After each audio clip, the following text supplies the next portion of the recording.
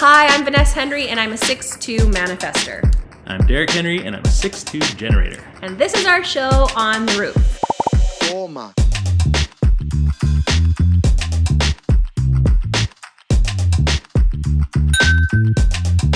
Sex between a defined sacral and an open sacral, tips and experiences with it. I don't even understand the question. Great, I'll explain it in another way. Okay. These are very sexy people. Generators, you're drawn to them. That's how their aura works. People my whole life with you have been exceptionally drawn to you. Sacral beings, I always encourage them to masturbate every day, have sex every day. They need that rhythm.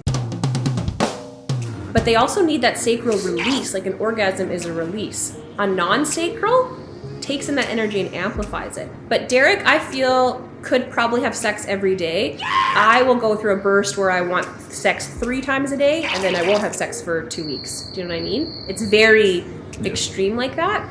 But when you were working and you were like exhausted from work, you were not having sex. No, there's no energy. I was fucking always like that. I hated that, Derek. I want to have sex and you're not having sex with me? Oh my God. Sorry, you're working. Yeah, but do you feel now you could have sex every day? Probably. Yeah, every day. Yeah. Is that absolutely true? Like, I know you're a man and we put this construct on you, like you're supposed to want to have sex every single day, but do you? Some days they'll go by without wanting to. As a non-sacral, I amplify Derek. I will get very sexual, very turned on, you know, and he's very consistent. I'd say you're a very sexual person. I can flirt with my mom. What a fox. Yeah. Yeah, why not? Do you masturbate every day? No. I don't either. But if I do, if I'm gonna masturbate, I'm gonna have 15 orgasms. I would say it operates more on my schedule. It's more of a burst. I don't want to have sex every day. Sometimes I do. I have been curious about your Enneagram types, if you know them. I'm obviously a 3. You know what that is? That's what I thought that would go.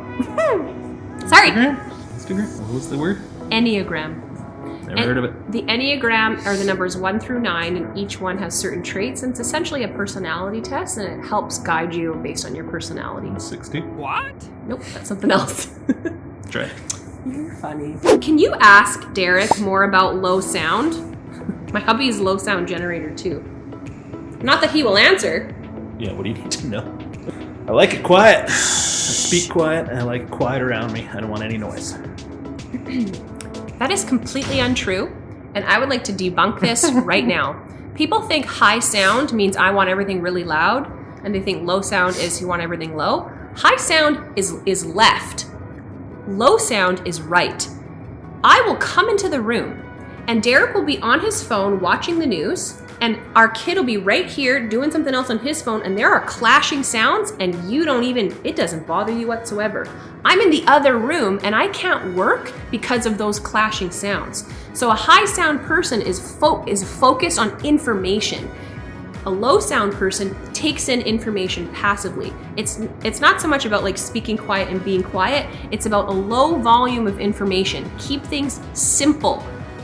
When I come at Derek with too much information, you see him tune out. It's not how he's supposed to take it. I missed half the explanation. Define. I know. You know what? I really notice that I'll be talking and you'll look away, and I know you're not listening to me. Yeah. And it kind of, it doesn't make me feel good. I'm sorry. But when he's watching the show, he's taking it in passively. He actually receives the information and learns it. You are a quiet guy. When you went to college and you just sit in the class and take the information in directly like that, you hated it. I love that. I learned a thing like that. Exactly. You were like, I want to go in, do the trade, experience it, be shown, because you take it in differently. Mm-hmm. So low sound is not about quiet. It's about... I love quiet, though. Well, so do I. I know that I'm a loudspeaker and I come with a lot of energy, but I like it quiet. You don't agree with that? Yes, I'll turn up the music, but that's because I don't want to hear anything else. I want to just hear the music. I need information to come in a focused way. It doesn't matter. We'll move on. Hope that helps you. Sorry, I answered wrong. But you didn't answer wrong, because you are... I'm sorry. Because you are a quiet guy and you did get the information correct, but that is this misinformation that's going out in human design, and I really wanted to set it. I'm just feeling deflated a bit. See? It's nothing that you did, Derek. What are the biggest clashes in yours and Derek's human design profiles? So we're both 6'2s. They're always trying to perfect their partner.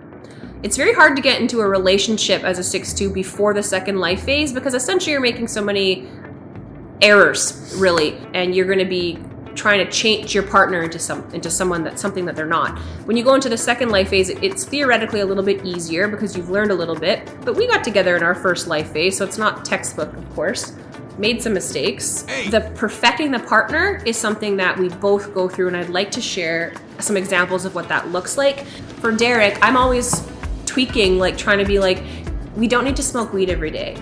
Let's have a nice little ritual around it. You know, I'm always trying to control his cannabis consumption, okay? Because of fears it makes me feel. And he's just like, chill out. Like, we're in a fucking pandemic. Like, you know, do you know how you perfect me? How? Do you think you do that? Yeah, most likely. What do you think? If you're saying, yeah, what comes to mind? I don't have anything in mind. Just by the way you're talking to me, I'm assuming. But Derek is always picking at me. Oh my God. He's like always grooming me in some way. Like he will like move my hair, and not like in a loving way, like, oh, like he'll like place my hair. In that one episode, you've been fucking sweeping this thing. You don't have to clean. You don't have to clean anymore. It's fine. You can just be in the room. He does that to me. Like you're always picking at me. You got a lot of hair on you. And whose hair do you think that is? Mine. Yeah. That's what I'm getting it for you. It's mine. That's so not what it is, and you know it. You think you Don't even. You think you know. Don't even. Look at you. There you go. clean So, myself. so Derek is very like, he picks at me. He'll give me little jabs. He's always like energetically poking me, making little comments about me to me. I fucking hate that. And he's doing it to kind of like deflate my ego, like poke holes in my ego, and I get like a big head, or not even. Sometimes I'm vulnerable, and you're like, make a little joke. Yes, I do. Toma.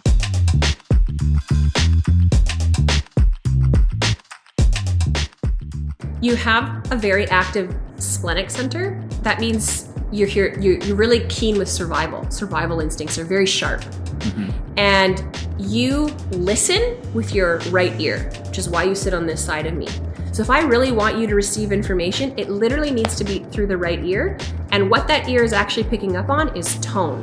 So in a previous episode, I point out like you listening to me, my tone changes in that. And when you hear that tone change is when you'll actually start to listen, and you'll literally turn your head to listen to me.